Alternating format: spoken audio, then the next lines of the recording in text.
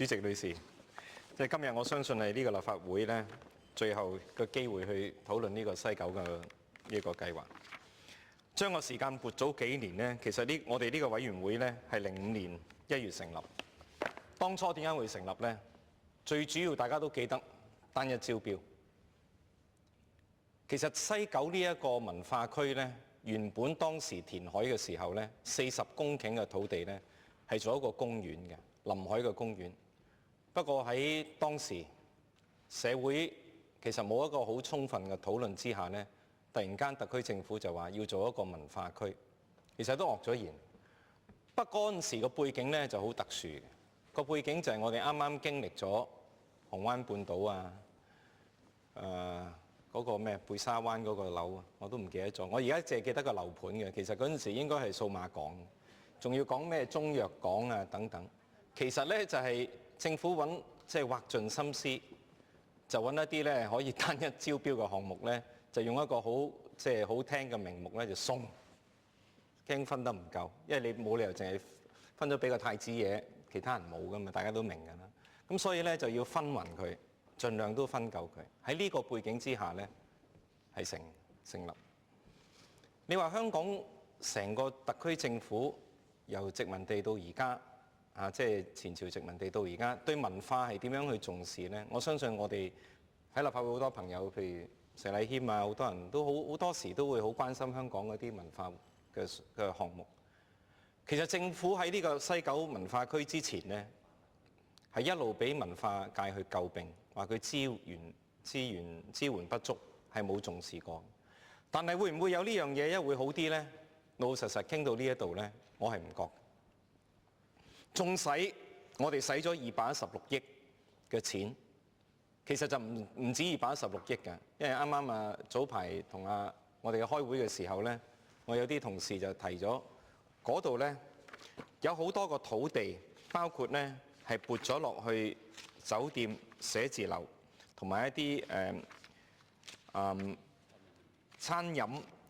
購買設施嗰度呢，原來可以係高達呢。保守估計超過300到400億，換言之嗰度咧係講緊超過500-600億嘅錢，冇問題。500-600億俾落去文化嗰度，我哋覺得都好應該嘅。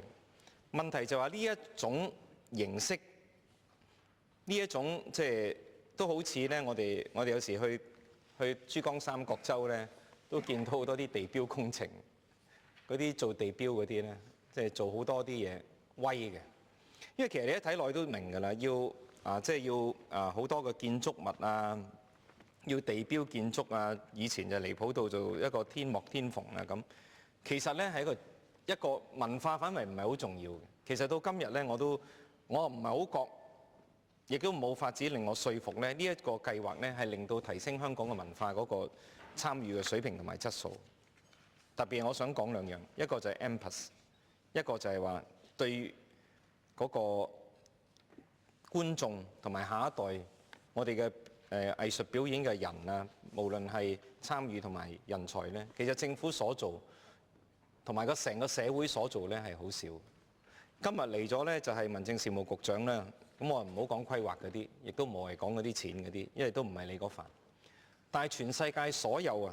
嗰啲嘅文化區呢，係點樣去形成呢？係先有一種土壤。令到一代一代嘅人呢，係有一個文化嘅遠景，係做嗰樣嘢，然後慢慢去由一個好細樣嘢去成形。譬如我哋講高文花園，我哋講百老匯，我哋講喺倫敦好多嗰啲嘅表演嘅項目，唔係話做咗個大嘅劇院，有好多個劇院，自然就會有啲人出嚟㗎啦。不過我哋越嚟越似國內，因為國內都好中意呢啲嘅，即係起咗個大劇院就會有文化，起咗好多啲地標咧，自然就文化之都。發夢，發緊春秋大夢。一個 M+， 一個咁樣嘅編排嘅嘢，就話要做世界級嘅博物館。我哋聽咗落去，即係簡直真係覺得。有時發夢睇得太大咧，就唔係幾好。同埋咧，嗰度係200億嘅，超過100億，加埋佢個營運嘅損失咧，100億嘅納稅人嘅錢嚟嘅，佢係辛辛苦苦賺出嚟嘅錢。其實冇人介意咧，喺而家我哋博物館嘅場地咧，係可以隨時係可以演變成為 M+ 嗰種形式嘅文化博物館啊，好多個博物館唔做嘅，一路都唔做，就話啲嘢會喺 M+ 嗰度發生。而家好多啲後生仔啊，或者有啲有志從事嗰啲演藝業啲人咧，我哋可以培養佢，一路都唔做 M+ 就係個答案。M+ 咧一有，第一文化區一有咧，香港就會成為文化之都嚟。即係我哋梗係唔想佢搞禍咗啦，事實上係好唔想，係因為啲錢咧就肯定使咗出嚟㗎啦，即係差唔多500-600億。我係好想，我哋所有人都好想去做好佢。我哋喺個草案委員會好多同事都講咗好多個方法，包括係點樣完善個管理局，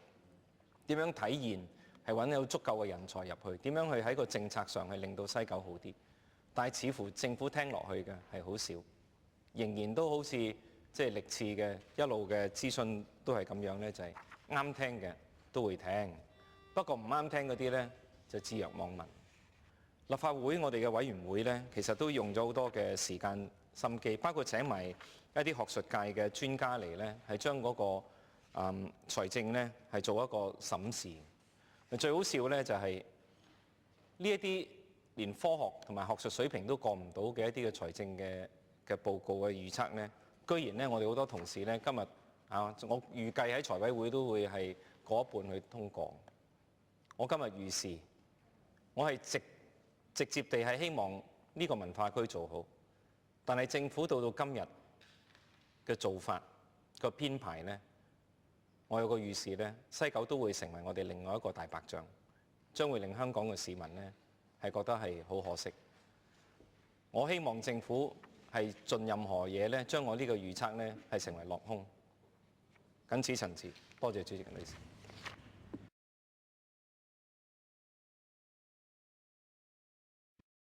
多謝主席。首先呢，就好感激梁家傑議員為首嘅呢個我哋西九龍文化藝術區發展計劃嘅小組委員會，亦都咧遞交咗第3期嘅研究報告。咁呢個報告其實就即係非常詳細咁，亦都好具體咁咧，裏邊講出咗究竟即係未來呢個西九藝術區嘅發展有關嘅行政、財政各方面嘅具體嘅問題，同埋應該行嘅未來方向，擲地有聲。我哋呢一個西九文化藝術區呢，將會係世界上少有嘅，即係唔可以話好多啦，一個咁大型嘅即係藝術設施，有72萬平方尺。咁啊，頭先詹培忠議員講話嗰度呢，嗰塊地皮值1萬億，好犀利啊！即係有60%呢嘅建築面積呢，就應該係俾呢啲文化藝術設施，其餘嘅40%呢，就住宅、酒店、辦公室咁樣。咁聽起上嚟呢，都似乎係大半俾文化。對於香港一直嘅發展呢，呢個幾乎可以話難以置信，唔知係咪奇蹟？咁大嚿肥豬肉，成萬億，可以俾咗大半係俾文化藝術發展，呢個真係令人嘖嘖稱奇。咁以香港嘅一個咁經濟主導，咁即係以商業為重，其實都係金融一枝獨秀嘅一個所謂國際都會呢，呢樣嘢係一個突破。咁呢個突破會點樣去發生呢？會點樣去通過咗呢啲硬件，會帶嚟推動香港嘅文化藝術嘅發展？呢個係我哋今日即係好希望見到未來嘅發展方向。喺呢一個咁樣嘅方向上面呢，其實我哋有啲咩條件要可以做到呢？係令到佢真係朝住呢個方向呢？第一，我諗喺嗰個成個管理同埋成個嘅計劃嘅過程呢，必須係有個充足嘅參與，同埋呢係有一個從下而上嘅一個嘅發展計劃。整個過程呢，不過代理主席女士，我哋睇到正如郭家麒議員頭先所提，其實唔係咁嘅，係由單一招標，係由諗住呢嗰個模式呢，基本上係抄翻數碼港啊，迪士尼樂園啊、乜園乜園、乜港乜港呢類咁樣嘅模式呢，就去做，後尾可能係分贓唔勻，結果大家就拉到，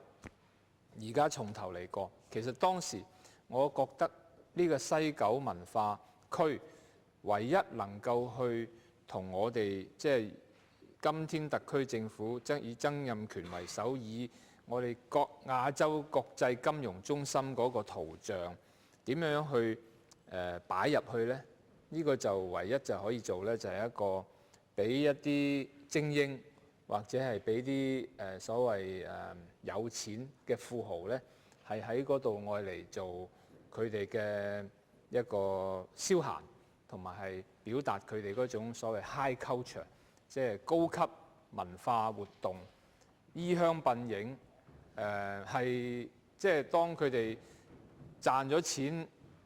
之餘，佢哋要消遣，要有個地方係表達佢哋嘅高貴，亦都係適當地咧擺咗喺一個佢哋嘅後花園嗰度咧，咁係一個好方便嘅情況咧，係令到我哋呢個咁嘅安排咧就會好適合香港嘅作為一個國際嘅金融中心或者國際都會。我係好擔心呢個嘅現象嘅，代理主席。我到咗今天，我仍然未見到。雖然我哋見到小組好努力嘅工作，有好多具體嘅建議，但我真係唔敢肯定，我哋係咪其實骨子裏呢係向緊我呢種咁樣嘅想像去發展？我唔知西九龍文化區起咗之後，會有幾多窮人有機會去踏足。裏邊嘅表演項目會有幾多基層市民係識得欣賞？有幾多傷殘人士？雖然可能到時嘅設施呢就已經俾話無障礙嘅，因為呢，代理主席女士你都知道，我哋而家都討論緊將呢個無障礙嘅手冊，呢個設計手冊呢係更新97年嘅版本。我哋今年呢會希望呢係完成咗成個審議，今屆嘅立法會會通過，希望呢盡快生效。咁咧，當然呢個西九龍文娛藝術區咧，就一定會跟從嗰套嘅法例，所有嘢咧係會做到咧係表面上無障礙，但係實際上會有幾多傷殘人士去得到？唔單止去得到，而係甚至展能藝術、傷殘人士嘅藝術家一樣可以去踏足，一樣係可以通過呢啲硬件去發揮到佢哋嘅藝術嘅天分咧。又會有幾多住喺天水圍嘅、住喺東涌嘅、住喺新界北區偏遠地區嘅居民，有機會會使用到呢個文娛藝術發展區呢？主席，我希望我哋嘅特區政府，佢哋嘅遠象、佢哋嘅願景係超越我頭先所講嘅，係真係去到呢。係為市民而設一個真係為將來藝術發展普及地令到所有嘅市民受益。我哋今天嗰個所謂文化藝術軟件講起上嚟都其實係一殼眼淚。就算我哋上次同政府討論呢個展能藝術呢，竟然呢政府第一句就話我哋只可以從福利角度去考慮呢個展能藝術。所以主席，我哋雖然個設施將會21世紀，我恐怕我哋嘅思維呢仍然喺上一個世紀嗰度。我謹此陳辭，多謝主席。